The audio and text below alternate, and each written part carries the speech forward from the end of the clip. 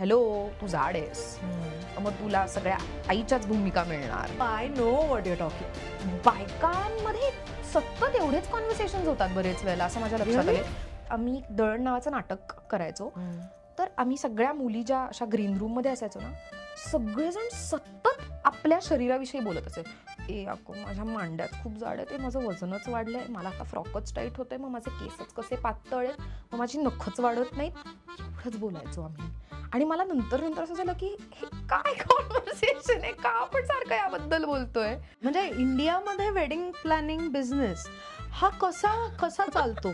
I mean I am really curious. Unless म्हणजे माझ्या डोक्यात तरी unless you are a Bachchan किंवा अडाणी किंवा अंबानी, तुम्हाला कशाला वेडिंग प्लॅनर पाहिजे. एक कार्यालय बुक करा आणि संपला विषय. पूर्ण धुवा. म्हणजे चला कुठे पैसे खर्च करायचे करा, असा एक सगळं चालू आहे. मला असंच्या असं म्हणजे काय विराट आणि अनुष्काचं असं झालं तर असं पाहिजे असा झोन आहे, किंवा मग मला काय वेगळं करता येईल माझ्या लग्नात. सो आतापर्यंतच्या प्रवासात तुला अनकंडिशनली ऍक्सेप्ट करणारी व्यक्ती अशी भेटली का ग कोणी?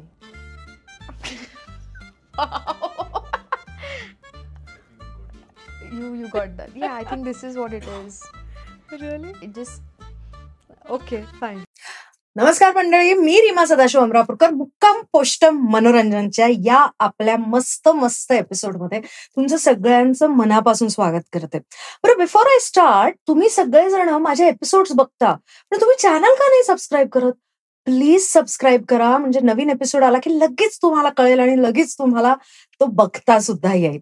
Okay, so press the bell icon, subscribe, of course like तर तुम्ही करताच आणि शेअर करा. Okay, now moving on. आपल्या बरोबर जी आज मुलगी बसलेली आहे, okay, she is a brilliant actress. म्हणजे मी माझ्या शो प्रोड्युसरला सांगून तिला बोलावून घेतलेलं आहे शोवर, बिकॉज मला तिच्या डोक्यात नेमकं काय चाललंय, नेमकं काय चालतं हे जाणून घेण्यामध्ये इंटरेस्ट आहे. मी बोलतेय सायली फाटक बद्दल. Hi Sayali. Hello. That was a great introduction. So Sayali, to tell you frankly, मी जेव्हा तुला बघते ऑन सोशल मीडिया असेल, फिल्म मध्ये असेल, जिथे कुठे असेल, तू you leave an impression. Thank you. Okay, म्हणजे it is your personality also आणि तुझी ऍक्टिंग ऑल्सो. सो मला सगळ्यात आधी हे जाणून घ्यायला आवडेल की आपण हे असं काहीतरी करावं, ऍक्टिंग किंवा आपल्यामध्ये हे आहे, हे तुला कधी लक्षात आलं? ऍक्च्युली मी शाळेत होते तेव्हा I was not good with studies at all. तर वेलकम टू द क्लब. असे खूप असतात. आय थिंक बरेच लोक जे अभ्यासात चांगले नसतात ते हळूच कलेकडे वळतात. मोस्ट लोकांची असते ही ट्रॅजेक्टरी. ऍक्च्युली मी ना फर्स्ट बेंचर होते ना, मी लास्ट बेंचर होते. म्हणजे लास्ट बेंचरवाली मुलं कशी पॉप्युलर असतात, दंगा करणारी असतात, त्यातलीही मी नव्हते. मी अशी कुठेतरी मध्यात होते. I didn't have too many friends in school. Teachers माझ्याकडे काही फार लक्ष द्यायच्या नाहीत, आहे काय नाही काय टाइप्स. आणि आमच्या शाळेत एक हेल्पर्स डे नावाचा दिवस असतो, ज्या दिवशी सगळ्या ज्या मावशी दादा आहेत शाळेत त्यांच्यासाठी काहीतरी करायचं असं असतं. तर एका वर्षी आम्ही एक नाटक केलं होतं. पु ल देशपांडेंचं वयम मोठम खोटम नावाचं नाटक आहे. लहान मुलांचं एक, त्या ह्याच्यात ते अगदी छान बसतं आणि बरेच लोकांनी ते केलेलं पण आहे. तर ते करायचं ठरलं. आणि मला आठवत नाही की मी का गेले त्या ऑडिशन्स और व्हॉट एव्हर जे काही होतं त्याला, पण मला त्या नाटकात एक काम मिळालं. मंगल नावाचं मी एक कॅरेक्टर त्यात करायचं. आणि ते नाटक झालं आणि मला एकतर खूप मजा आली ते करायला, आणि टर्न्ड आउट लोकांना मी नोटीस झाले. सो त्यानंतर अचानक आमच्या क्लास टीचरला असं की अरे अच्छा, ही आपल्या क्लासमध्ये असं झालं. तर I think that's when I first fail like अरे मला काहीतरी करता येतं. म्हणजे अभ्यास जरी येत नसेल तरी हे मला करता येतं. ओके, तेव्हा कितवीत होतीस तू? मला वाटतं 7वीत होते तेव्हा. ओके, हा, म्हणजे ते असं परफेक्ट पॉइंट. Absolutely needed. म्हणजे आय डोंट नो माझं काय झालं असतं जर मला तो कॉन्फिडन्स तेव्हा नसता मिळाला तर. आणि मग त्यांनी मला जे असं वाटलं की ओके मला काहीतरी करता येतं, मग मी ऑटोमॅटिकली थोडंसं स्वतःला काही नाटक असेल किंवा अजून काही असेल शाळेत तर मी त्यात पार्टिसिपेट करायचा प्रयत्न करायला लागले. आणि मग रिपोर्ट द्यायला गेल्यावर अरे हिला एवढेच मार्क मिळालेत पेक्षा द कॉन्व्हर्सेशन चेंज टू अरे she was very good on stage from the teachers. मग माझे आई बाबा पण बऱ्यापैकी दे ऑलवेज काय म्हणतात बिन सपोर्टर ऑफ दी आर्ट्स. म्हणजे आम्हाला लहानपणी नाटकाला घेऊन जाणं, गाण्याच्या कार्यक्रमाला घेऊन जाणं, असं माझ्या घरी ते वातावरण असल्यामुळे माझ्या मोहन गोखले आणि माझा बाबा खूपच चांगले मित्र होते, खूपच. त्यामुळे माझा बाबा मोहन काका बरोबर नाटकाच्या प्रयोगांना जा, हे कर ते कर, असं त्याचं होतच. त्यामुळे लहानपणी ग्रिप्सच्या नाटकाला आम्हाला घेऊन जाणं. सो ह्याची काहीतरी आवड आहे म्हटल्यावरती आई बाबांनी मग 10वी झाल्यानंतर मग तुला कुठल्या वर्कशॉपला जायचंय का, नाटकाचं वर्कशॉप करायचंय का, काही अजून करायचंय का असं विचारलं आणि झालं तसं. मी राधिका इंगळेकडे जायचे 10वी नंतर, एक माध्यम नावाचं ती वर्कशॉप कंडक्ट करते, तर तिथे मी जायला लागले आणि मग मला ते खूपच आवडायला लागलं. आणि आर्ट्स करायचं माझं ठरलं होतं, त्यामुळे I had a lot of free time. पण तुला एक गंमत माहितीये का, तू यू स्टार्टेड ऑफ सेइंग की तू शाळेत काही फार हुशार नव्हतीस, पण आर्ट्स करायला जास्त हुशारी लागते. हो, ट्रू. आय मीन इव्हेंच्युअली आपल्याला ते लक्षात येतं, राईट. बट तेव्हा असं असायचं की ड्रॉइंग, करेक्ट. मग इधर तुम्ही स्पोर्ट्स मध्ये चांगले असला पाहिजे किंवा तुम्हाला चांगले मार्क पडले पाहिजेत, तिसरं ड्रॉइंग बरं पाहिजे. आमच्या शाळेत एवढंच होतं. Sadly things have changed in schools which is great, but this was my backdrop. So tell me, तुला नाटक सापडलं, म्हणजे ऍक्टिंग सापडलं, तुला हे लक्षात आलं की आपण स्टेजवर गेल्यावर पीपल आर नोटिसिंग अस, करेक्ट, राईट. सो त्याच्यातून ऍक्टिंग व्यतिरिक्त इतर कशात हे करावं का, म्हणजे डान्स असेल किंवा हे, असा तू कधी विचार केलास? मी ऍक्च्युली भरतनाट्यम शिकायचे लहानपणी. मी 2री 3रीत असताना मी भरतनाट्यम शिकायला लागले, पण टिपिकली 10वीत आल्यावर 10वीच्या क्लासेस त्यामध्ये मी ते सोडून दिलं आणि समहाव मी परत नाही गेले त्याच्याकडे. Actually for the longest time मला असं वाटतं की probably I would have been better at dance than theatre, असं मला एक टप्पा होता जेव्हा मला हे वाटलं, जर मी ते परस्यू केलं असतं तर. राईट. सो मला, आणि आजही मला असं वाटतं की अरे आपण क्लासिकल डान्स फॉर्म शिकलं पाहिजे. हे मला, that's one regret that I definitely have, की मी कंटिन्यू नाही केलं ते. ओके. आणि मला ऍक्च्युली फाईन आर्ट्स शिकायचं होतं 10वी नंतर, आणि मग ती ऍप्टिट्यूड टेस्ट वगैरे असते, तर त्याच्यात जे काही आलं त्याच्यातून सायकॉलॉजी असा एक सब्जेक्ट आला आणि मग मी इव्हेंच्युअली त्यातच मास्टर्स केलं. पण डान्स, त्याच्यानंतर मग फाईन आर्ट्स आणि ऍक्टिंग त्या अर्थाने कधीच पेरिफेरीवरती नव्हतं. It like you sed, it happened. But that is so wonderful. इतक्या लहान वयात तुझ्या लक्षात आलं. पण मला वेगळाच प्रश्न आहे की तू बऱ्यापैकी पुण्यातली जी नाटकाची मुव्हमेंट आहे आणि जे नाटकाचे एक्सपेरिमेंट चाललेले असतात त्याच्यात तू खूप ऍक्टिव्ह आहेस, राईट. पण मग why am I not seeing more of you on screen? Is it a personal choice का? No, it's not a choice as such. मी जेव्हा चूकभूल द्यावी घ्यावी केली serial, that was not my last television bit, पण समहाव त्याच्यानंतर ज्या काही भूमिका आल्या एका वर्षभरात त्याच पद्धतीच्या होत्या. बरोबर. आणि मला असं वाटलं की नाही, मला ते नाही करायचंय. आणि आपण जेव्हा मी थिएटरच्या बॅकग्राऊंड मधून आल्यामुळे मला इतकं काहीतरी वेगळं करायची सवय होती की आता मला हेच करायचंय किंवा हेच करत राहूया आपण, जे कधी संपेल माहित नाही, या फेजमध्ये मला नसायचं होतं. बाकी आता गेल्या 1-2 वर्षात मला तर वाटत नाही मी काही टेलिव्हिजनची कुठली ऑडिशन दिलीये किंवा मला कोणी विचारलंय, which I am okay with. मला असं वाटतं की मी आता वेगवेगळ्या गोष्टी करतेय, त्यातल्या सगळ्या डिरेक्टली ऍक्टिंगशी रिलेटेड नसल्या तरी त्या थिएटरशी रिलेटेड आहेत आणि मला ते करायला मजा येते. सो मला आय थिंक मला वेगवेगळ्या गोष्टी करायला मजा येते, रादर दॅन जस्ट ऍक्टिंग. मला शिकवायला पण आवडतंय, मग मला लहान मुलांबरोबर काम पण करायला आवडतंय. सो मला I like that I am doing different things in the theatre space. Correct. So in fact मला त्याच्याबद्दल जाणून घ्यायचंय का की तू आता लहान मुलांबरोबर तू काम करतेस. हो. कसं, how is that experience? It is fun because मी 10वी झाल्यानंतर जसं मी म्हटलं की मी राधिकाताईकडे जायचे आणि मी तिकडेच 2 वर्ष मी स्वतः काय पार्टिसिपंट म्हणून गेले असेल.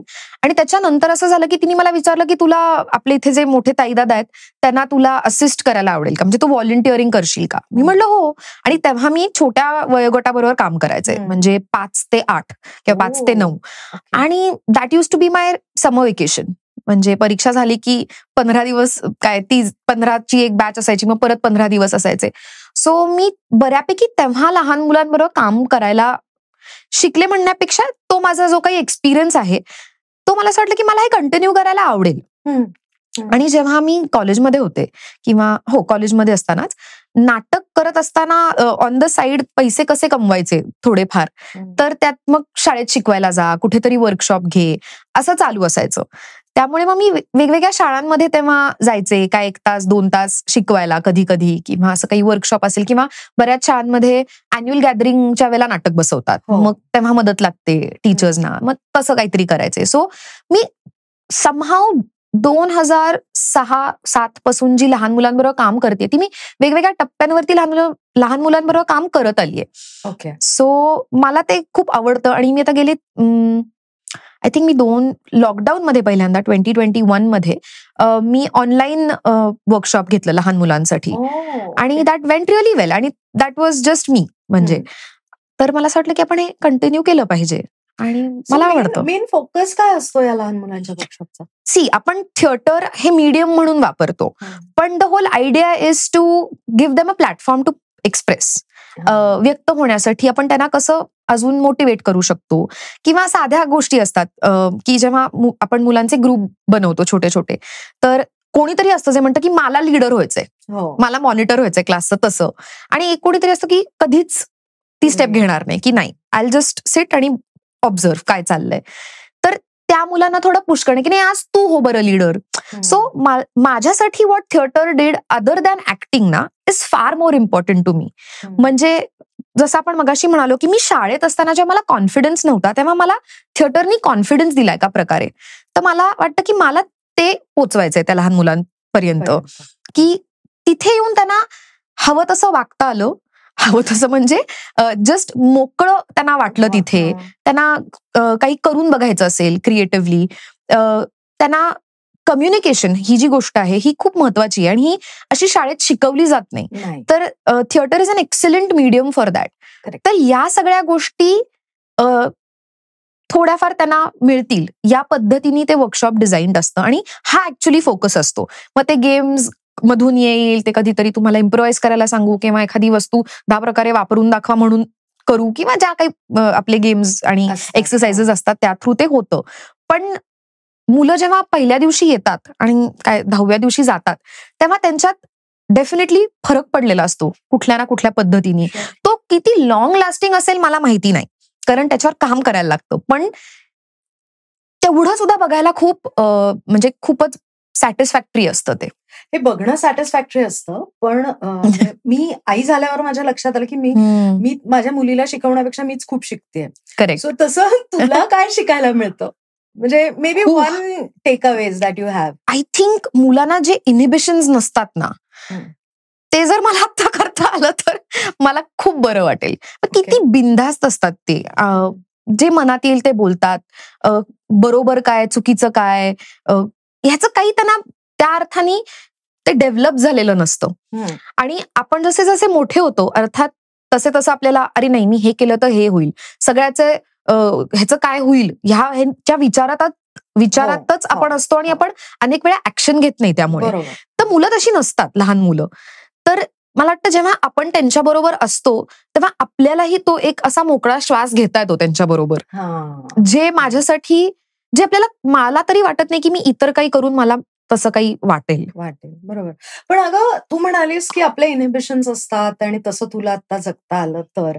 पण ज्या मी ऑन स्क्रीन किंवा म्हणजे ऑन स्क्रीनच म्हणूयात आता, this is also a screen right, ज्या पर्सनॅलिटीज आत्ताच्या या पिढीमधल्या बघते त्याच्यामधली तुझी वन ऑफ द मोस्ट बिनधास्त पर्सनॅलिटीज अशी मला वाटते. सो तू खरंच बिनधास्त आहेस का? Is that acting? No, it's not acting. मी आहे बिनधास्त, आणि मला माहितीये की हे in comparison to many other women आहे की मी बिनधास्त आहे. पण माझा पण एक इनर कॉन्फ्लिक्ट चालू असतो अनेक वेळेला. आणि मला हेही आता लक्षात यायला लागलंय की तो कशाने जास्त ट्रिगर होतो, कधी होतो, कुठल्या सिच्युएशन्स मध्ये होतो. आणि तेव्हा माझी ऑटोमॅटिकली चिडचिड होते, कारण मग मला आहे तसं वागता येत नाही. सो त्याचं काय करायचं हा एक वेगळा लढा आहे. पण येस, आणि मला असं वाटतं की मी खूप म्हणजे माझे आई वडील खूप बिनधास्त, माझी आई खूप बिनधास्त आहे. My mother actually comes from a very small town. माझी किर्लोस्करवाडीची आहे. तर असं आपल्याला वाटतं स्मॉल टाउन मेंटॅलिटी आणि काय म्हणजे असू शकतात, कन्झर्वेटिव्ह असू शकतात. पण मला असं वाटतं माझी आई खूप लिबरेटेड आहे. म्हणजे माझा बाबा दो ही इज मोर काय म्हणतात एज्युकेटेड, त्याला जास्त एक्सपोजर होतं कायमच, त्याच्या कम्पॅरिझन मध्ये सुद्धा मला माझी आई जास्त लिबरेटेड वाटते. आणि मला वाटतं की तो एक असा बिनधास्तपणा तिच्याकडून येतो, जो काही आहे तो. माझ्या आईशी कम्पॅरिझन केलं तर ती जास्त बिनधास्त आहे माझ्यापेक्षा. So you can imagine. आणि I tell you something out of experience की एज्युकेशन आणि being liberal correct has nothing to do with absolutely has nothing to do. आणि बायका इन जनरलच जास्त लिबरल असतात. हो, जशा त्या जास्त ऍक्सेप्टिंग असतात तशाच त्या जास्त लिबरल पण असतात. बरोबर. मला तुला ऍक्च्युली हेच विचारायचंय की तुझ्या ह्या पूर्ण प्रवासामध्ये आतापर्यंतच्या, इथून पुढे खूप मोठा प्रवास अजून तुझा आहे, सो आतापर्यंतच्या प्रवासात तुला अनकंडिशनली ऍक्सेप्ट करणारी व्यक्ती अशी भेटली का ग कोणी?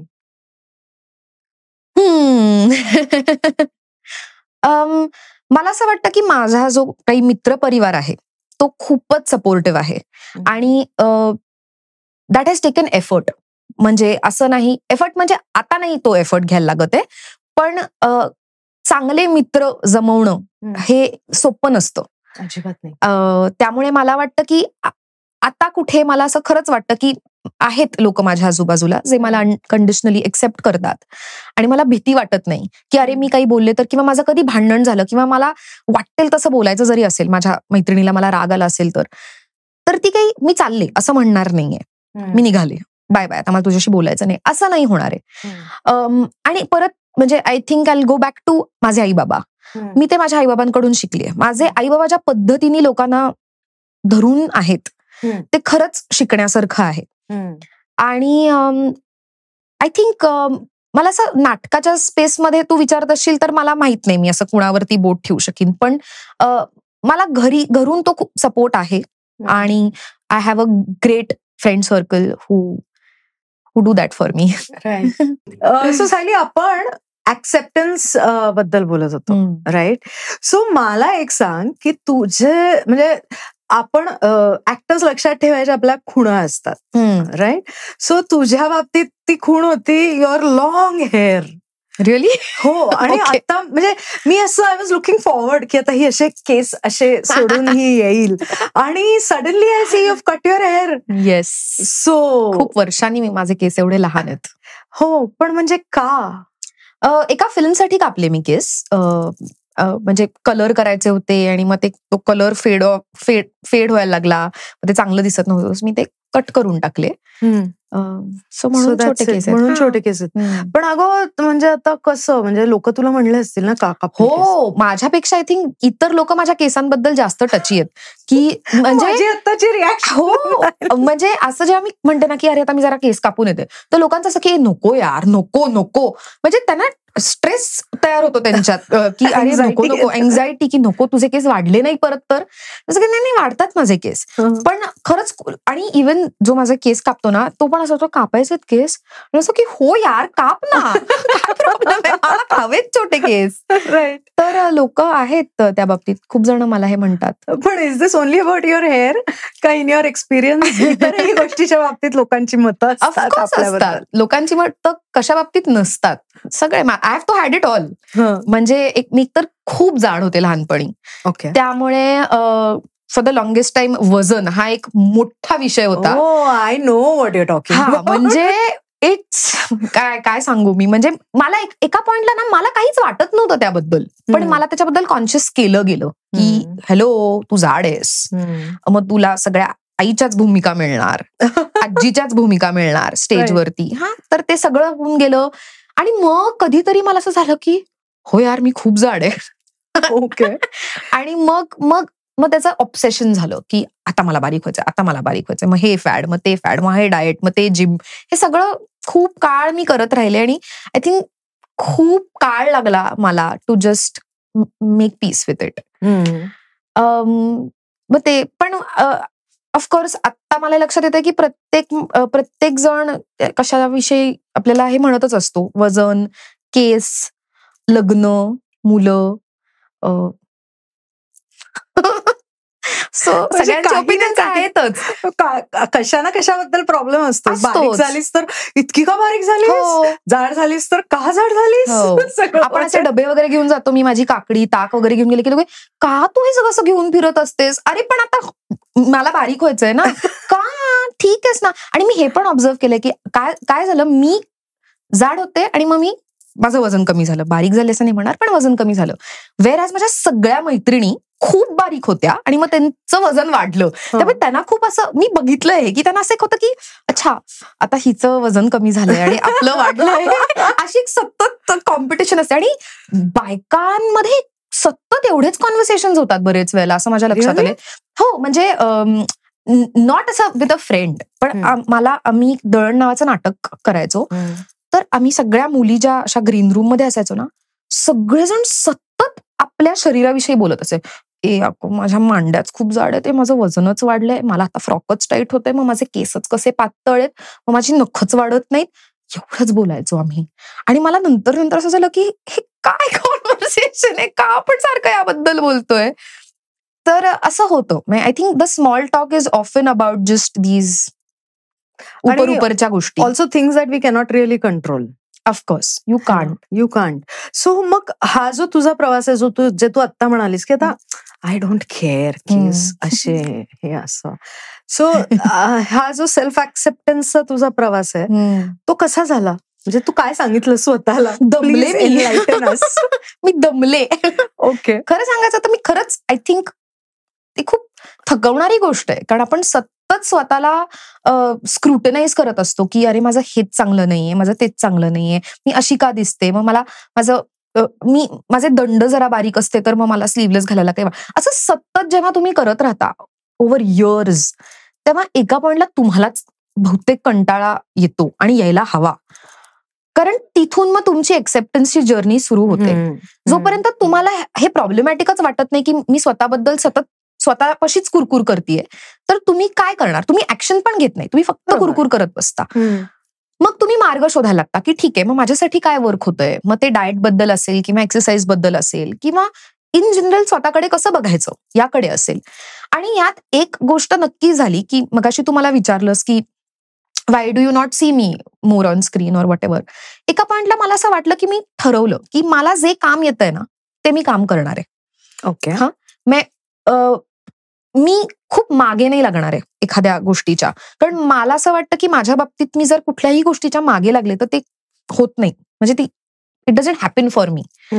सो जे काही काम असेल, मग ते स्क्रीनचं म्हणजे टेलिव्हिजन असेल, फिल्म असेल किंवा नाटक असेल, काही असेल तरी ते मला जर इंटरेस्टिंग वाटत असेल, मला ते करायला तेव्हा वेळ असेल तर मी ते नक्की करीन. राईट.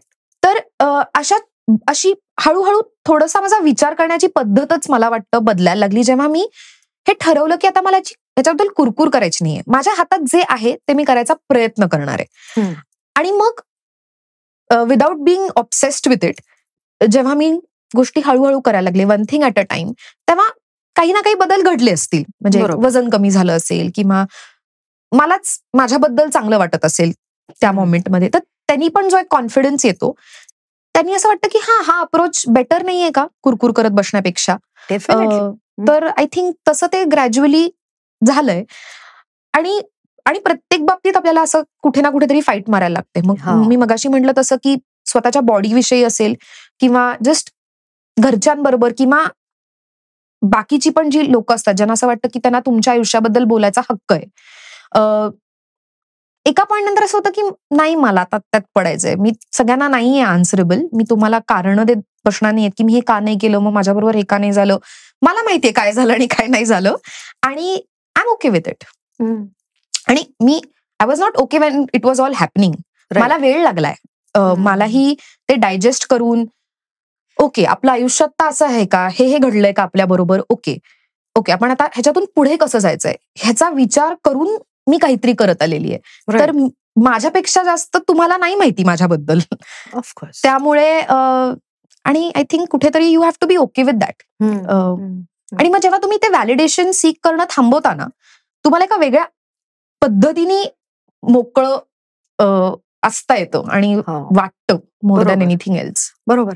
मग मला हे सांग पण म्हणजे हे पॅराडॉक्सिकल वाटतं मला, म्हणून मी म्हणते की जेव्हा तुम्ही नाटक करत असता किंवा परफॉर्मन्स आर्ट्स असं आपण म्हणूयात, when you are in the profession of performance, त्यावेळेला इन अ वे असं झालेलं असतं की तुम्ही लोकांना तुमच्याकडे पूर्ण लक्ष द्यायची, त्यांनी पूर्ण वेळ तुमच्याकडे बघावं, तुम्ही कसे दिसताय, तुम्ही कसे वागताय, याची आपण कुठेतरी त्यांना एक परवानगी दिल्यासारखं असतं. बरोबर. सो मग तेही हवं कारण यू आर अ परफॉर्मर.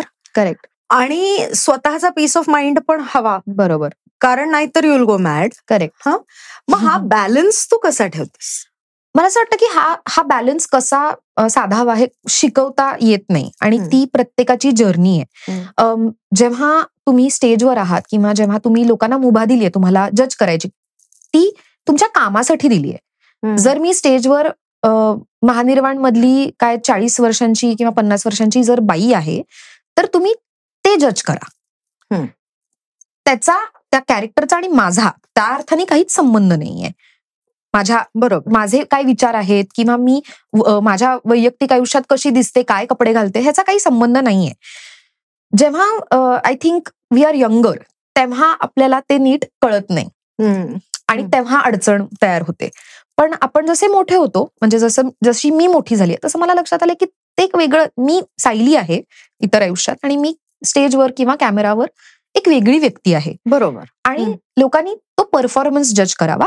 आणि अर्थात म्हणजे ही अपेक्षा करणं चूक आहे का बरोबर आहे मला माहित नाही, पण पीपल डोंट नो बेटर हाही त्यातला भाग आहे. लोकांना वाटतं की अरे तू ह्या, किंवा आता बरेच वेळा असं होतं की मला लोक रील्स मध्ये बघतात आणि ते असं होतात की तुझ्याकडून हे नव्हतं आम्ही एक्सपेक्ट केलं. ओके. म्हणजे तू किती गुणी अभिनेत्री आहेस, मग तू हे असले काहीतरी कधी कधी डबल मिनिंगचे रील्स वगैरे कशाला करतेस. तर इनिशियली मला खरं मी काही ठरवून हे रील्स करायला गेले नाही. It just happened by fluke की अथर्वनी मला कधीतरी विचारलं आणि मग आम्ही करायला लागलो. आणि मी काही त्याचा फार विचार केला नाही कधी की हे कसं रिफ्लेक्ट होतं माझ्या कामावरती.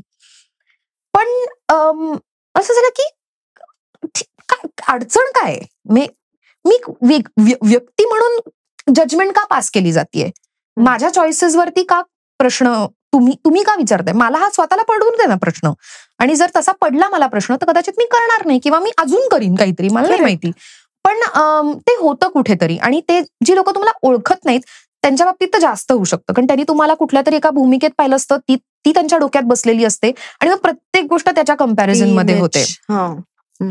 तर हा असा सोप्पा नाहीये, म्हणजे मला असं अगदी असं साधं उत्तर नाही देता येणार, कारण ते खूप कॉम्प्लिकेटेड असू शकतं किंवा असं एकात एक आहे ते सगळं. तर त्याच्यातून फायनली तू म्हटलीस असं की तुम्हाला ठरवायचं की तुम्हाला तुमची इमेज महत्वाची आहे का तुम्हाला तुमचा पीस ऑफ माइंड महत्वाचा आहे, आणि मग त्याच्यासाठी जे योग्य ते तुम्ही करावं.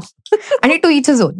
करेक्ट. अजून एक गोष्ट की ज्या बाबतीत मुलींना आणि स्पेशली आपल्या इंडस्ट्रीतल्या मुलींना खूप जज केलं जातं ते म्हणजे त्यांचे रिलेशनशिप्स आणि रिलेशनशिप स्टेटस. ऍब्सोल्युटली.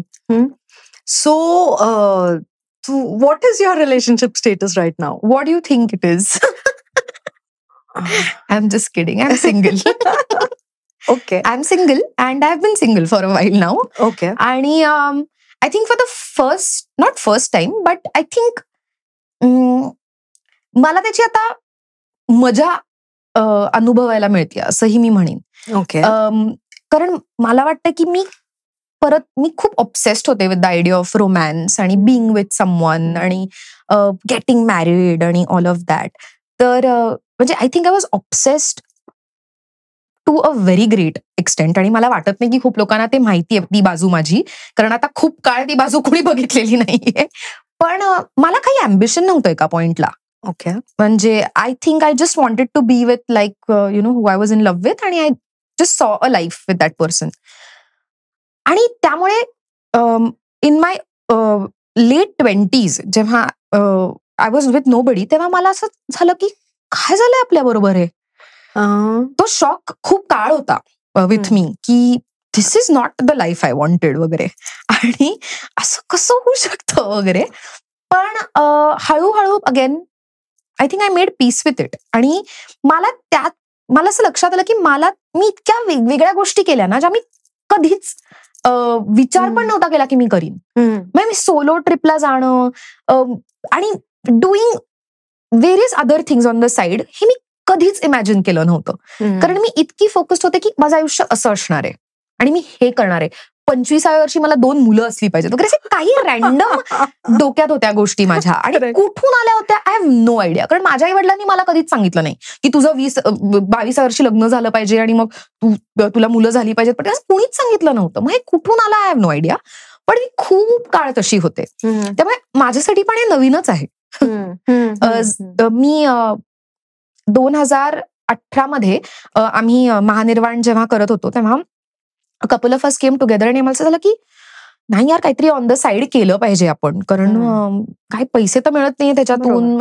मी 1.5 वर्ष काही असं सबस्टॅन्शियल काम पण नव्हतं केलं, आणि मग काहीतरी सुरू करूयात असं करत करत ऍक्च्युली आपण एक इव्हेंट मॅनेजमेंट कंपनी सुरू करूयात असं आमचं बोलणं झालं.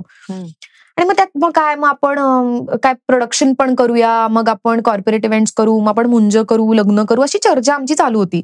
आणि म्हटलं की नाही यार, जर मला लग्न करायचं असेल तर मी वेडिंग प्लॅनरकडे जाईन, मी इव्हेंट मॅनेजमेंट कंपनीकडे नाही जाणार. आणि that is how I actually started a wedding planning company. Really? Yes. So what is it called? It's called कालीन वेडिंग्स. कालीन. ओके. कालीन भैया. आलं लक्षात. तर आम्ही 2019 मध्ये नाटकातलीच आम्ही काही जण एकत्र आलो आणि आम्ही कालीन वेडिंग सुरू केलं. आणि so I am doing business on the side, which is something that I never thought I would do. How is it ग? म्हणजे इंडियामध्ये वेडिंग प्लॅनिंग बिझनेस हा कसा चालतो? I mean I am really curious. Unless म्हणजे माझ्या डोक्यात तरी unless you are a Bachchan किंवा अडाणी किंवा अंबानी, तुम्हाला कशाला वेडिंग प्लॅनर पाहिजे? एक कार्यालय बुक करा आणि संपला विषय. नाही, इतकं सोपं राहिलं नाहीये ते आता. ओके. हा, म्हणजे please explain. Yes. So Band Baaja Baaraat तू पाहिली असशील ऑफकोर्स. तर I think that was when at least Pune मुंबईकडच्या लोकांना असं झालं की ओ, असं पण काहीतरी असू शकतं. तू म्हटलीस तसं की अरे काही मावशी काका मामी एकत्र येतात आणि आपलं लग्न पार पाडतात. हा, तर तेच आणि आहे अजूनही. That is the mentality in Pune Mumbai very much. पण त्या फिल्म नंतर आय थिंक लोकांना असं झालं की ओ अच्छा, असंही होऊ शकतं. जो दिल्ली अप नॉर्थ हा ट्रेंड आहे आणि तो तर आता खूप जास्ती आहे. बरोबर. आणि ते ग्रो झालंय over a period of time.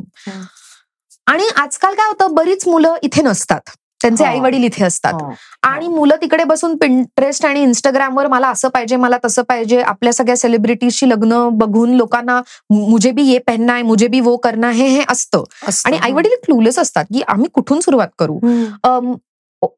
काय आता गेली काही वर्ष खूप वेगवेगळ्या, पुण्यातला मुलगा आहे, दिल्लीची मुलगी आहे, असे खूप वेगवेगळ्या स्टेट्स मधली, शहरांमधली लोक एकत्र येतात, कारण ती बाहेर कुठेतरी शिकायला भेटली असतात, नोकरीसाठी कुठेतरी भेटलेली असतात. सो मग त्यांचं सगळं त्यांची फॅमिली इकडे येणार, मग ते कुठे राहणार, हे सगळे प्रश्न वाढतायत, हे क्लिअर आहे. ओके. आणि ऑल्सो द स्केल, जरी तुम्हाला लहान म्हणजे काय 100 माणसात लग्न करायचं असेल तरी तुम्हाला जे जे करायचं असतं ते विधी सोडून लोकांना इतक्या 10 गोष्टी जास्त करायच्या असतात की मेहंदीवालीच पाहिजे, मग काय हळदच करायची आहे पांढरे कपडे घालून. सो आय थिंक सोशल मीडियामुळे हे एक्सपोजर अर्थातच वाढल्यामुळे लोकांना आता काही ठराविक पद्धतीने लग्न करायचंय, ज्याच्यासाठी कदाचित आई वडील आणि घरचे इक्विप्ड नाही आहेत. आणि त्यामुळे मग कुणीतरी सुचवणं की काय वेगळं करू शकतं, आणि सगळ्यांना आता काहीतरी युनिक करायचंय, वेगळं करायचंय. सो मग सध्याचं असं ग्रोईंग ट्रेंड काय आहे? वेगळं काहीतरी करायचं, ह्याच्यामध्ये पण ट्रेंड्स असतात ना?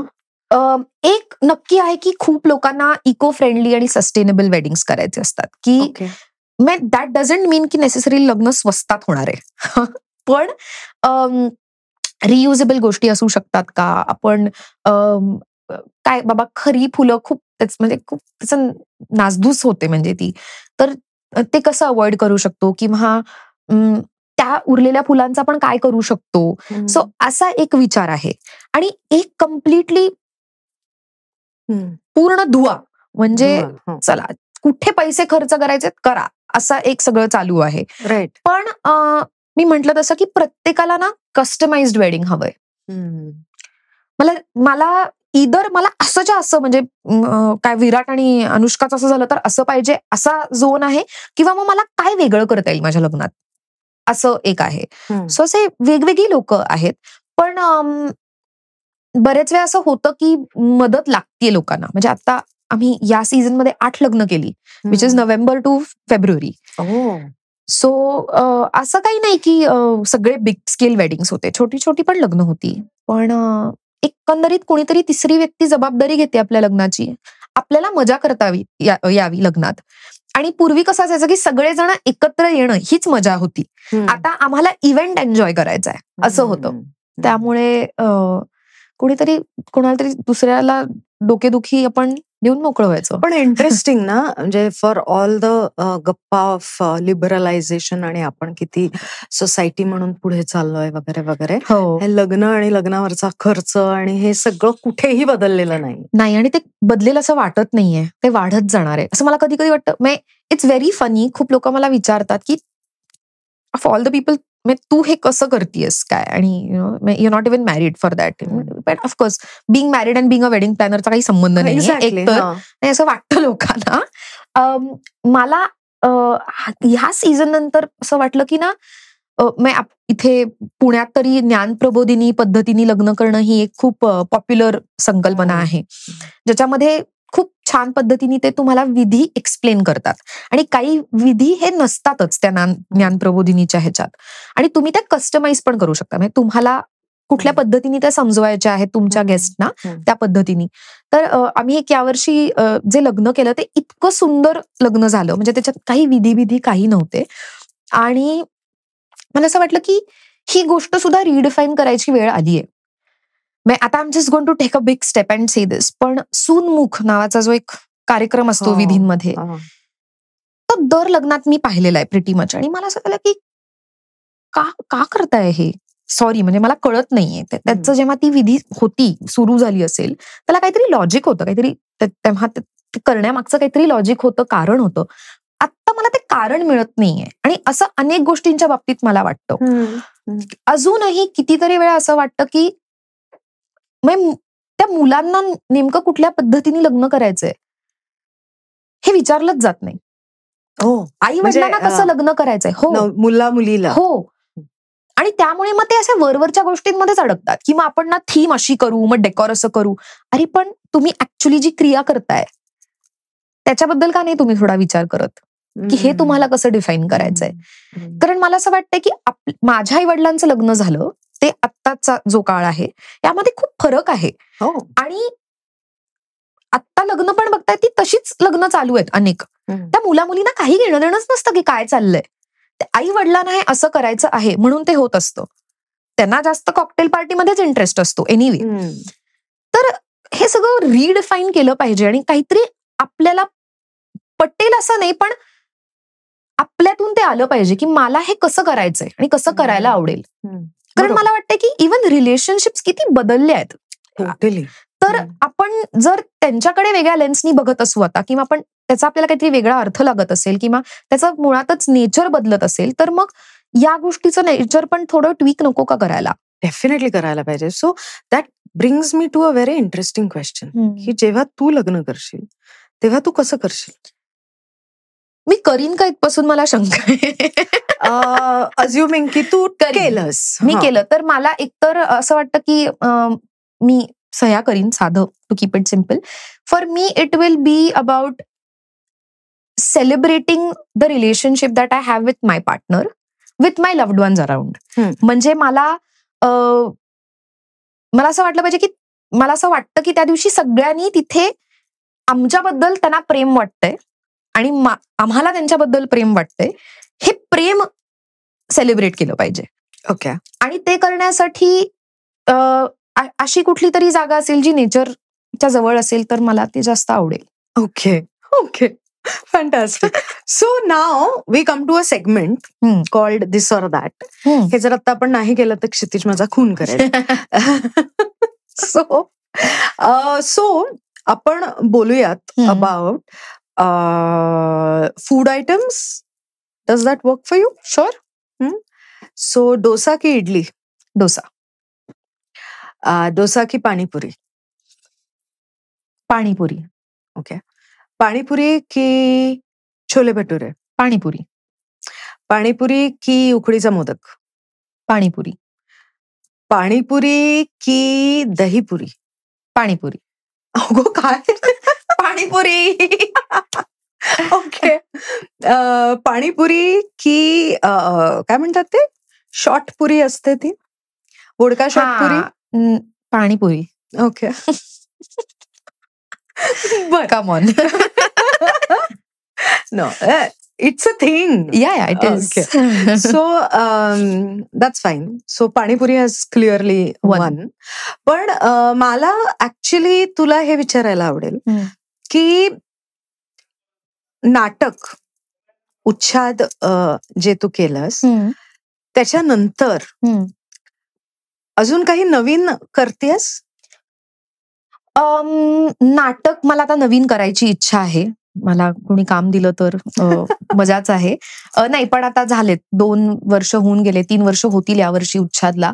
तर अर्थात मला काहीतरी नवीन करायचंय. मी मागचं पूर्ण वर्ष खूपच वेगवेगळ्या गोष्टी करत होते आणि वेळ पण झाला नाही. पण आता मला नक्कीच आवडेल काहीतरी नवीन करायला. मागच्या वर्षी एक फिल्म केली, ती फिल्म होपफुली रिलीज होईल, ज्याच्याबद्दल मी खूप एक्साइटेड आहे. Okay. Do you want to talk about it? I don't know if I can talk about it. Okay, then let's not. If you can't, then let's not. Yeah. Right. So, tell me, what according to you is love?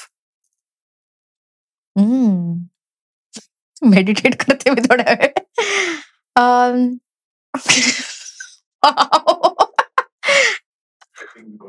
You got that. Yeah, I think this is what it is. Really? It just. Okay, fine. No. I mean, come on. I can do better than just smile like this. But I think एका शब्दात सांगण्यापेक्षा I would prefer to say की माझ्यासाठी त्याचा अर्थ over a period of time बदलत गेलाय. त्याच्यातलं कॉन्स्टंट काही राहिलं असेल तर मला असं वाटतं जिथे कुठल्याही पद्धतीची भीती नाहीये. There's no scope for fear. मग ते तुमच्या मित्रांबद्दल मैत्रिणींबद्दल वाटणारं प्रेम असेल, घरच्यांबद्दल असेल, तुमच्या पार्टनर बरोबर असेल, and where you feel your self. म्हणजे नो फिअर जेव्हा तू म्हणतेस म्हणजे नो भीती नाही, पण fear of losing someone you love. Of course. आणि त्याचे 2 भाग आहेत असं मला वाटतं. लुझिंग अ लव्ड वन और someone you love. I think मी मगाशी तुला म्हणलं तसं ना की इवन विथ फ्रेंड्स मला I found my best friend very late in life. Okay. आणि तोपर्यंत कॉन्स्टंटली त्या व्यक्तीला लेट गो करून द्यायची एक भीती असायची की काहीतरी होणार आणि मग भांडण होणार आणि मग आमचं फिसकटणार आहे. सो ही भीती जेव्हा ओव्हरकम केली, ज्याच्यामध्ये असं लक्षात आलं की मला माझ्या मैत्रिणीला जे काही मला वाटतं ते बोलता आलं पाहिजे. बरोबर. आणि तरीही मला फिअर ऑफ जजमेंट नसलं पाहिजे किंवा ही मला सोडून जाईल किंवा ही माझ्याशी आता उद्यापासून बोलणार नाही, हे होणार नाही. आणि हे जेव्हा एकदा तुमच्या आयुष्यात होतं, ज्या व्यक्तीबद्दल तुम्हाला प्रेम वाटत असतं किंवा आपलेपण वाटत असतं, तेव्हा असं लक्षात येतं की हे हवंय मला. आणि मग तुम्ही ते वेगवेगळ्या ठिकाणी प्रॅक्टिस करायला लागता. आणि नॉट नेसेसरली ते दोघांच्याही बाबतीत म्हणजे ऍक्शन रिॲक्शन सारखं वर्क होतं. कधीतरी मला असं वाटेल की मी हक्काने तुला हे बोलू शकते आणि मी बोलते, म्हणते की what the hell, thank you, bye bye, मी चालले. हा.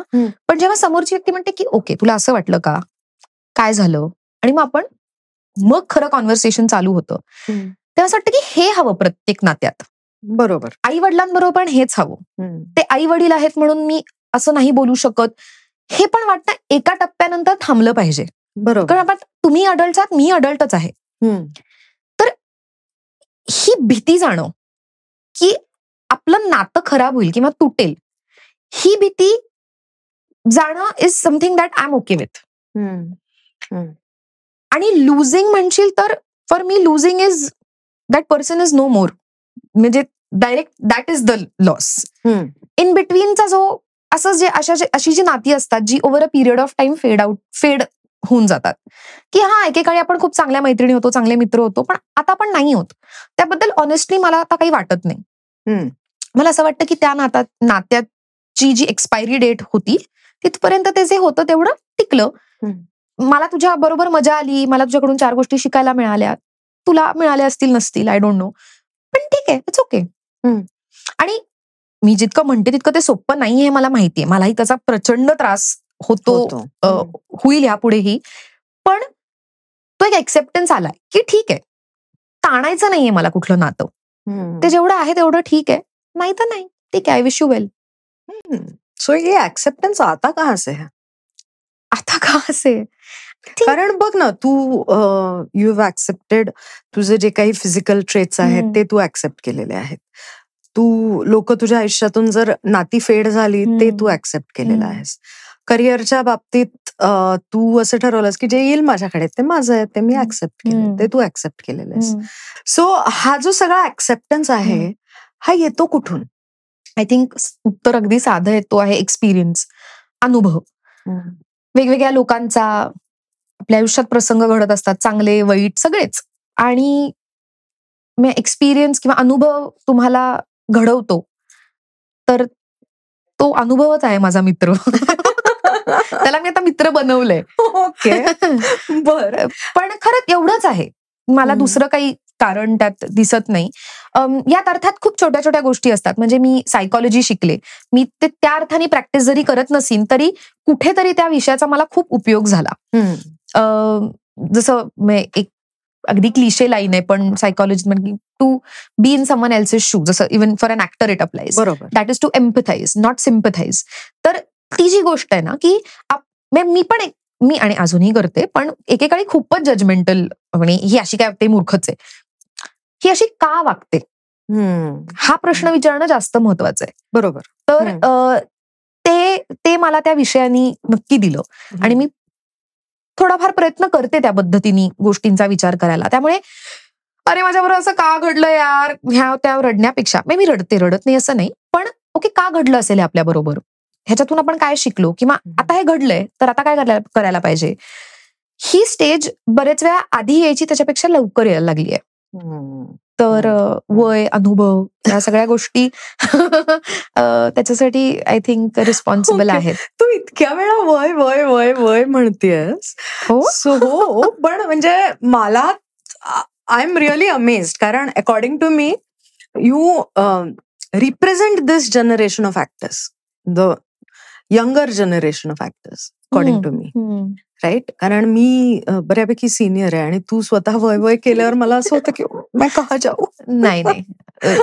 ओके, एनिवेज, सो मला हे सांग की तू आता एवढे वेडिंग्स केलेस, आता ह्या सीझन मध्ये 9 लग्न केलीस, राईट? लावलीस रादर, असं केलीस नाही, लावलीस.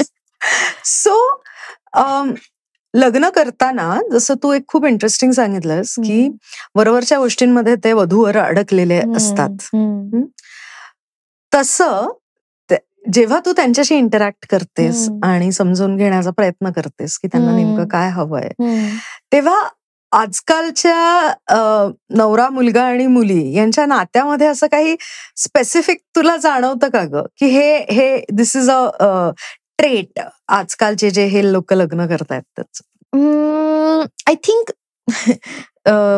It also depends on their age. म्हणजे जे यंगर मुलं मुली असतात, 25शीतली, त्यांच्या लग्नाविषयी, लग्न करण्याविषयीच्या संकल्पना वेगळ्या आहेत. आणि ज्यांची 30शीत लग्न होत आहेत, उशिरा लग्न होत आहेत, कन्व्हेन्शनली उशीर, त्यांच्या संकल्पना खूप वेगळ्या आहेत.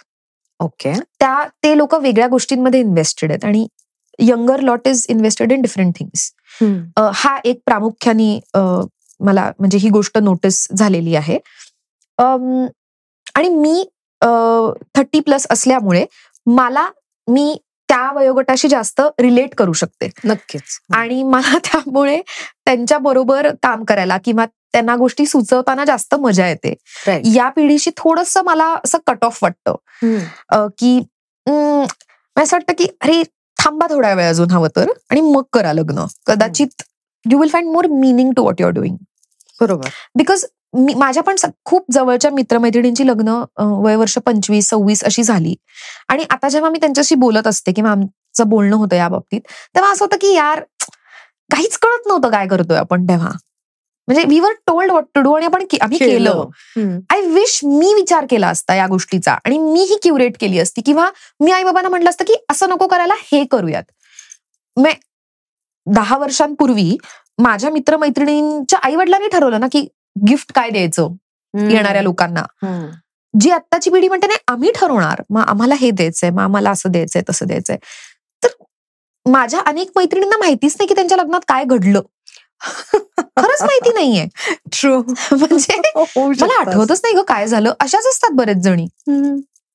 तर आणि एकीकडे आपण म्हणतो की it is one of the most important days of your life. तर मला असं वाटतं की तो लक्षात राहायला पाहिजे तुमच्या. आजकाल लोकांना तो पैशांमुळे लक्षात राहतो की अरे मी खूप पैसे खर्च केले. तर ज्या कारणासाठी लक्षात राहायला पाहिजे. तर तेच मगाशी मी म्हटलं तसं की ते एम्फसाइज करता येईल असं काही होऊ शकतं का. म्हणजे माझ्यासाठी फक्त वेडिंग प्लॅनिंग कंपनी नाहीये. म्हणजे मी पण प्रयत्न करते की मी याला अजून मिनिंग कसं आणू. कारण नाहीतर मग काय वेडिंग प्लॅनर्स खूप आहेत. खूप जण मला विचारतात की USP काय आहे तुमचा. तर आहे USP आहे की आम्ही वेडिंग प्लॅनर सारखे आम्ही काळे पांढरे शर्ट घालून वॉकी टॉकीज घेऊन फिरत नाही. इट्स लाईक आम्ही तुमच्याच फॅमिलीचा भाग आहोत, एक्सटेंडेड हँड आहोत. आम्ही मदत करणार आहोत तुम्हाला, जेणेकरून तुम्हाला मजा करता येईल. आणि आम्ही करतो तसं. म्हणजे एका पॉइंटला आम्ही सिमलेसली त्यांच्यात मर्ज होतो. पण आता असं वाटतं की झाली 6 वर्ष, आता अजून काय, व्हॉट नेक्स्ट. ओके. मग असं काही दिसतंय हॉरायझनवर? नाही, मला हे प्रश्न जे आता पडतायत की हे कसं अजून रिडिफाईन कसं करता येईल किंवा अजून ह्याला मिनिंग मिळेल असं आपण कॉन्व्हर्सेशन इनिशिएट करू शकतो का, किंवा आपण काय करू शकतो आपल्या बाजूनी. हा एक मला आता पडलेला प्रश्न आहे, ज्याचं होपफुली काहीतरी उत्तर मिळेल हे या फ्रंटवरती. आणि मला नवीन नाटक करायचंय, मला ऍक्टिंग डेफिनेटली करायचं. कारण खूप जण मला असं त्यांनी हे केलंय की हा आता तुझं ते लग्न करतेस ना, आता तू काय ऍक्टिंग सोडून दिलीस ना वगैरे. नाही, मी नाही सोडून दिली आहे. Correct. I am still here, don't worry. Okay. So बघ, मला आता खूप छान प्रश्न आठवला होता, तो आता गेलेला आहे. तू जे बोलत होतीस त्याच्यामधूनच मी हे केलेलं होतं. No, I am blank.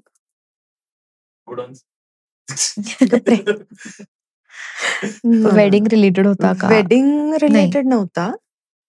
What next पण नव्हता. हा, ओके, आठवलं. सो मी जे मगाशी म्हणत होते की you represent this young generation of artist. मग वेडिंग प्लॅनिंग किंवा इव्हेंट मॅनेजमेंट मध्ये सुद्धा भरपूर डोकं वापरावं लागतं. इंटेलिजंट लोकांचं काम आहे. ऍक्टिंग सुद्धा अत्यंत इंटेलिजंट लोकांचं काम आहे. मला ना एक खूप असा बेसिक प्रश्न पडलेला आहे की तुझी जी पिढी आहे ऑफ आर्टिस्ट आणि हे ते फिजिकल इंटिमसी किंवा रिलेशनशिप्स याच्याकडे कसं बघतं ग. आणि हॅज इट बीन कारण आय थिंक आजचे youngsters are more open to physical intimacy than they were before. आणि आपला समाज मात्र कुठेतरी मागे चाललेला आहे व्हॅल्यूजच्या बाबतीत. सो असा काही स्ट्रगल तुला दिसतो का आपल्या समाजात, म्हणजे when you are moving around in your circles आणि ऑल ऑफ दॅट? मला एक गोष्ट डेफिनेटली लक्षात आली काही वर्षांपूर्वी की माझी जी जनरेशन आहे ना, आम्ही म्हणजे शाहरुख खान च्या फिल्म्सवरती we grown up on watching those kind of films. आणि एका अर्थाने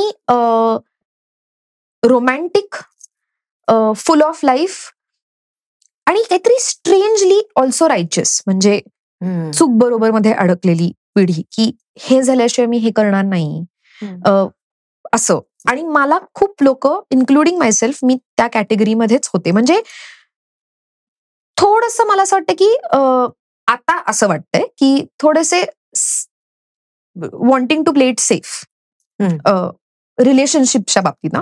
मग एक काहीतरी त्याच्यात स्टेबिलिटी पाहिजे, त्याच्यामध्ये लॉन्जिटिव्हिटी पाहिजे, असे काहीतरी विचार असणारी पिढी. पण ऍट द सेम टाइम ना काहीतरी अशी एक काहीतरी वेगळं असं काहीतरी विचित्र अडकलेलं असं मला कायम वाटलेलं आहे. त्यामुळे बरीच लोक कन्फर्म करतात जे बरोबर आहे, जे सोसायटीला बरोबर वाटतंय ते, आणि मग एक कम्प्लिटली त्यांच्या ऑपोजिट आहेत की करणारच नाही. तुम्हाला वाटतं ना तर आता मुळीच करणार नाही असं, म्हणजे एक्स्ट्रीम.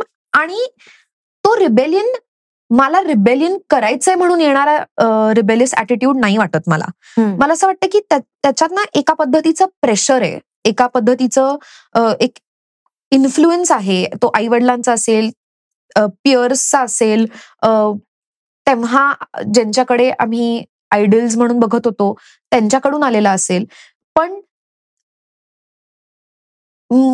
करायचंय काहीतरी पण करता येत नाहीये असं, अशी अडकलेली मला वाटतं ती पिढी आहे काहीतरी. आणि त्यामुळे काही लोकांनी they did the right thing, quote unquote right thing, आणि then one day decided I don't want to do this. असं एक मला बरेच लोकांमध्ये बदल जाणवलेला आहे, दिसलेला आहे.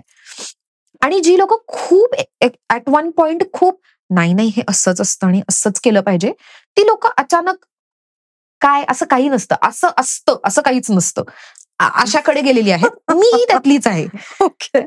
तर I don't know that answers your question. पण मला हे म्हणजे माझ्या अराउंडची लोक, माझ्या वयाची लोक चा हा एक कॉन्फ्लिक्ट काही काळ जाणवलेला आहे. टू मेक तुझं जे प्रेशर तू म्हणतेस ते थोडं लाईट करते. प्रत्येक पिढीला असंच वाटतं की आपण असं ना घरके ना घाटके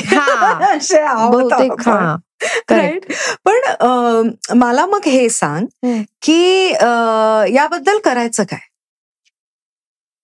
काय करायचंय, काय करायचं असं तुला वाटतं? काय करायला हवं?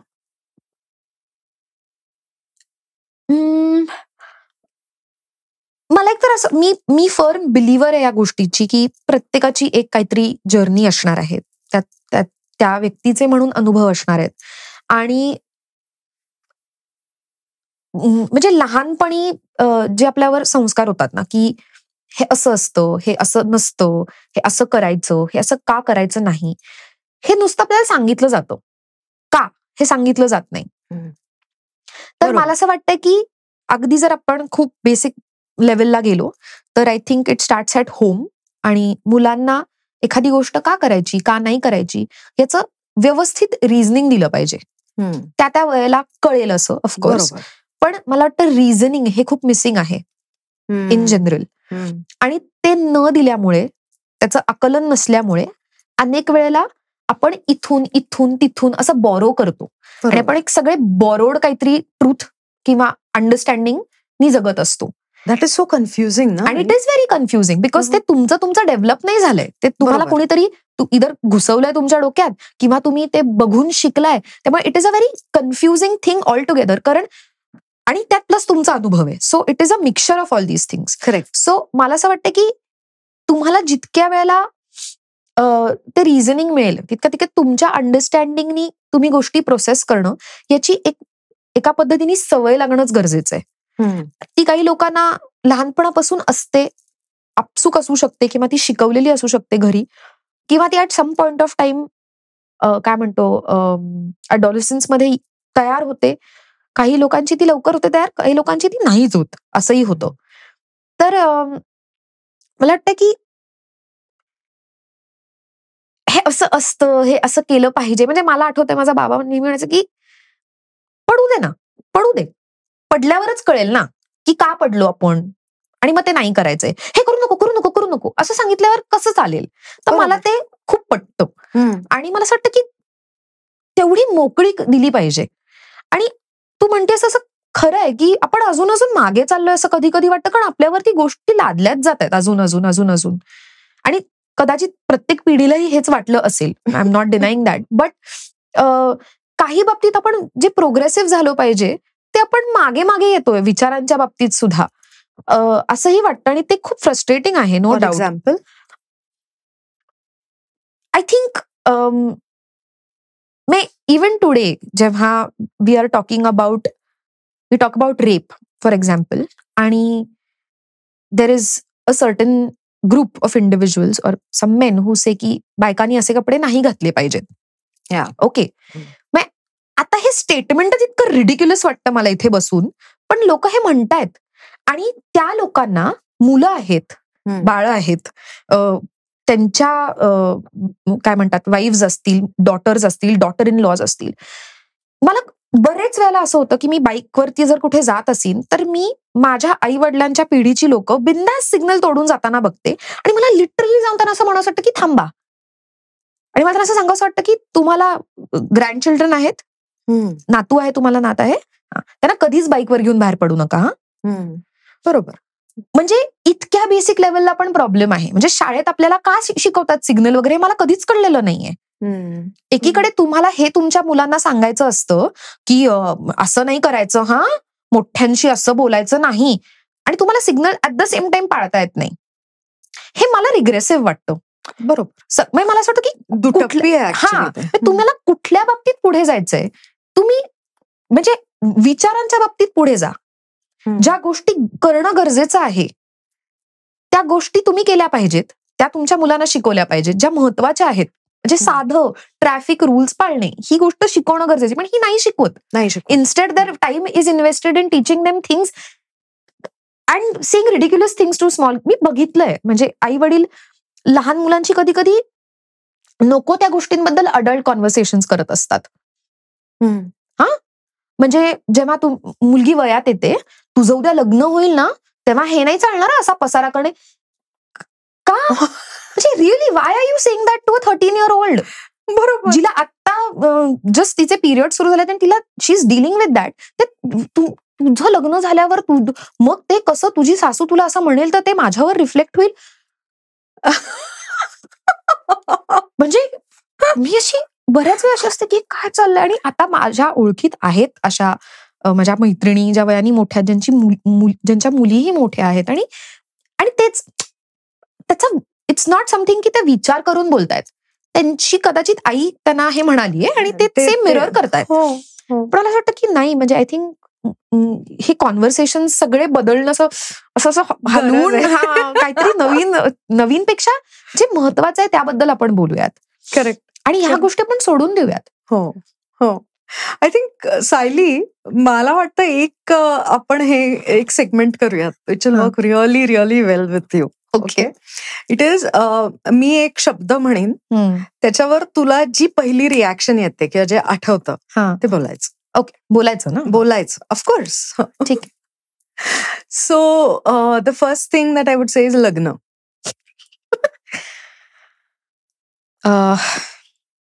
हार्ड. ओके. बर. Hard work I think. Okay. बर. Career. Choices. Family. Best. Okay. सायलीला राग कधी येतो? लोक खोटं बोलली की मला राग येतो. आणि खोटं म्हणजे I am not talking about, किंवा रादर खोटी वागली की मला राग येतो, प्रिटेन्शियस वागली की मला राग येतो. जी लोक जशी आहेत तशी मला माहिती आहेत आणि ती जेव्हा तशी वागत नाहीत तेव्हा मला खूप राग येतो. when they don't call a spade, मला राग येतो. Okay, fine. आणि जेव्हा लोक सॉरी म्हणत नाहीत तेव्हा मला खूप राग येतो, जेव्हा त्यांची चूक असते. बर. Okay. To whoever it was concerned. No, not like that. म्हणजे मला म्हणायचंय की मी ऍक्च्युली मध्ये एक स्टँडअप लिहिला यावर, विच इज कॉल्ड सॉरी फाटक, जो मी एकदाच केला, ज्याच्यात मी थोडी डायग्रेस झाले. पण म्हणजे असे काही इन्सिडेंट झाले ज्याच्यातून मला असं झालं की खूप साधं, तुम्ही रस्त्यातून चाललाय, तुमचा धक्का लागतो, काकवा अशा निघून जातात पुढे. अरे जस्ट एक्नॉलेज करा. ठीक आहे, तुम्हाला मे बी शब्द सॉरी माहित नसेल, पण एक्नॉलेज करा की तुमचा धक्का लागलाय कोणाला तरी. मला ह्याच्याबद्दल अशी तिडीक जाते माझ्या डोक्यात. आणि हे काही एका इन्स्टन्स बद्दल नाहीये ना, हे असं घडत राहतं. लोक सिग्नल तोडतात, लोक एकमेकांना धक्का देतात, लोक काहीतरी असं वागतात जे प्रॉब्लेमॅटिक आहे, पण सॉरी म्हणत नाहीत. आपण बरेच वेळा सांगतो की अरे असं झालं, हा नाही असं झालंच नाही, अरे झालं ना, मी सांगते झालं, तर जसे की हो झालं, चुकून झालं, सॉरी. सॉरी म्हणण्यात म्हणजे इतकी ती इगोला लागण्यासारखी गोष्ट काय हे मला नाही कळत. Correct. Okay. Next thing, politics.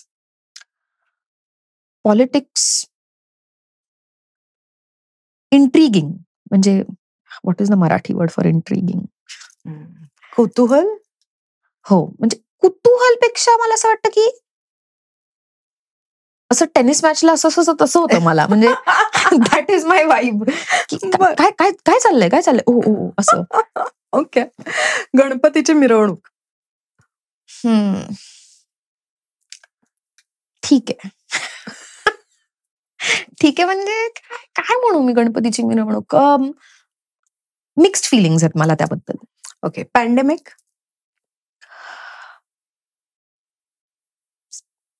I know I'm a privileged one, but it was very peaceful for me.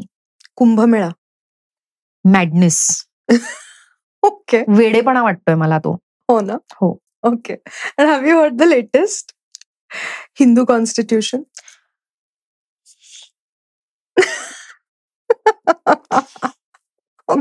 Okay. Got it. Fashion. Comfort. Okay, I was expecting it. Clearly. Okay. नाटक. प्रेम. अगं प्रेम. अच्छा, प्रेम.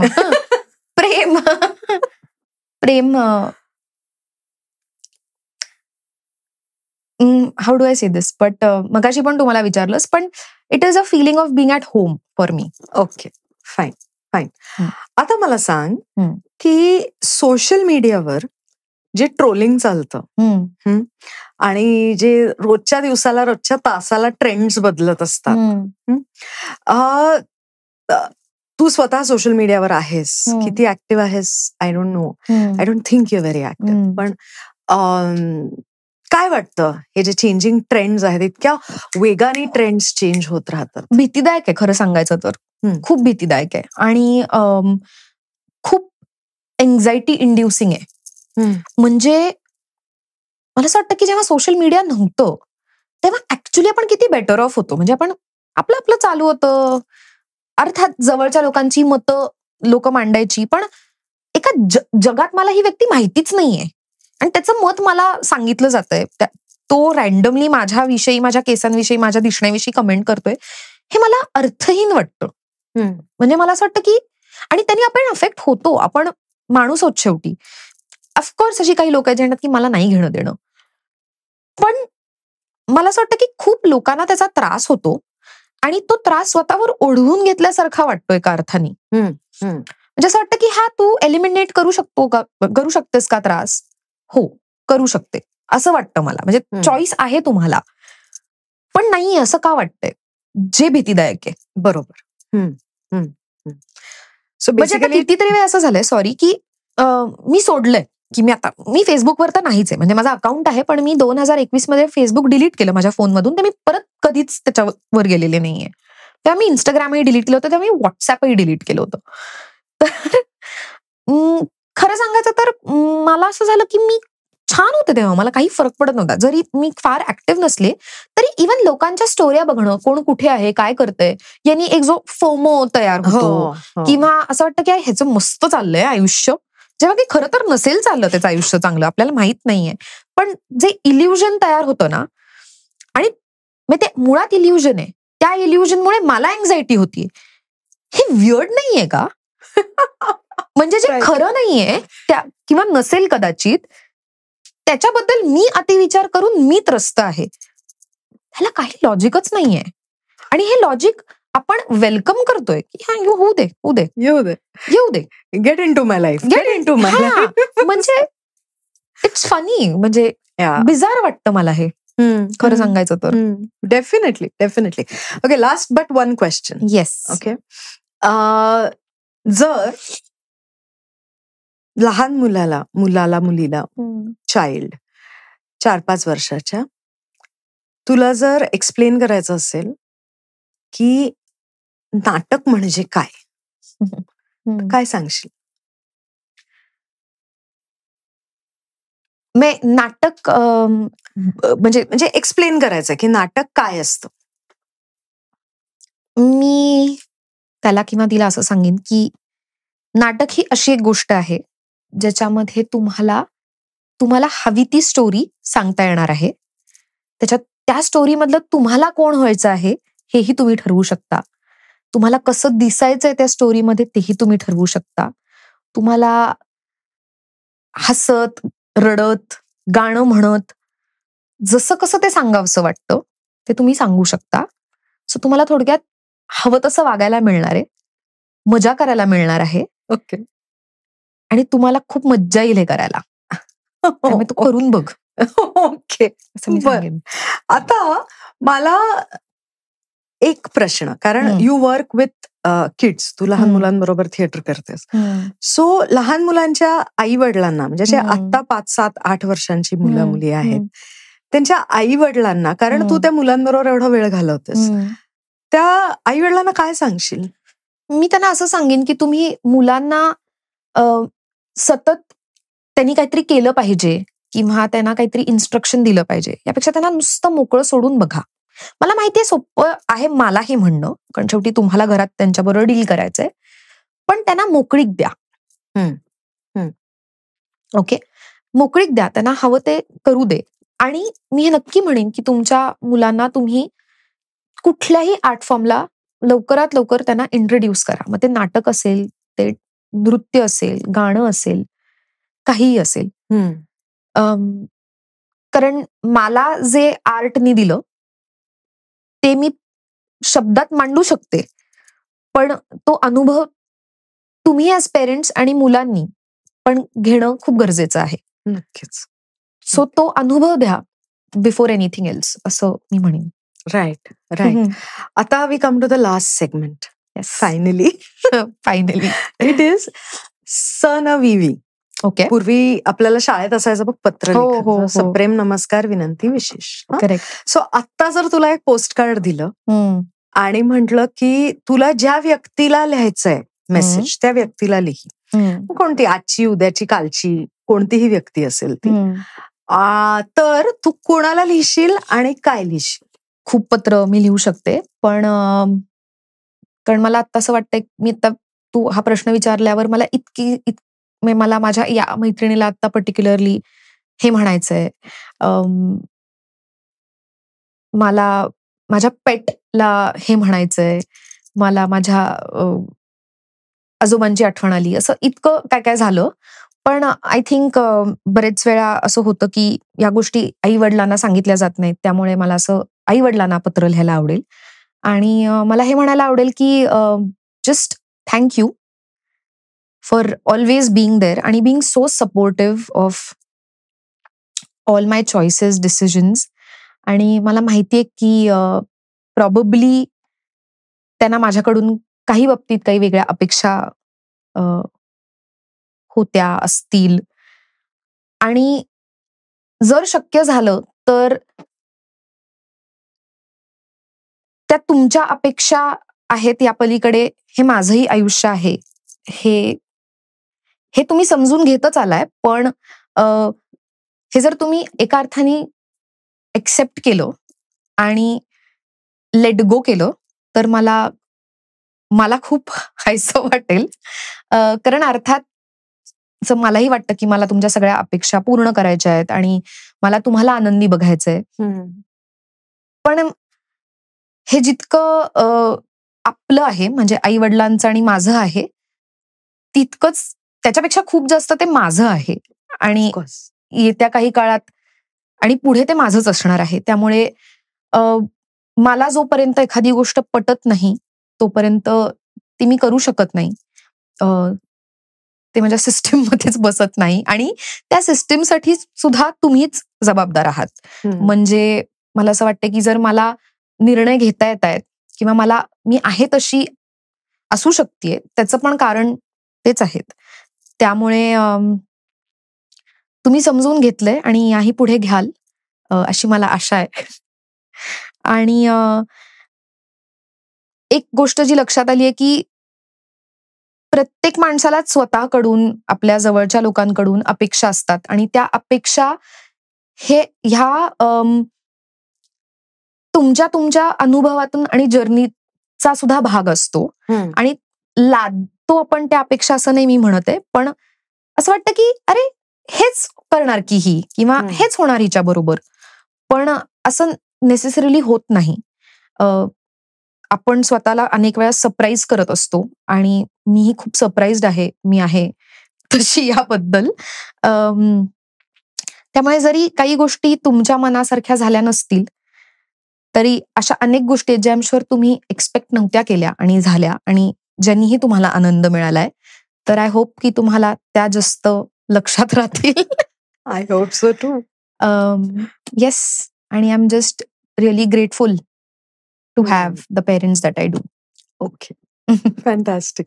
सो सायली, मी परत केतकी म्हणणार होते. It's okay, आता तुझी बहीण म्हटल्यावर मला काही फार वाटलं नाही त्याचं.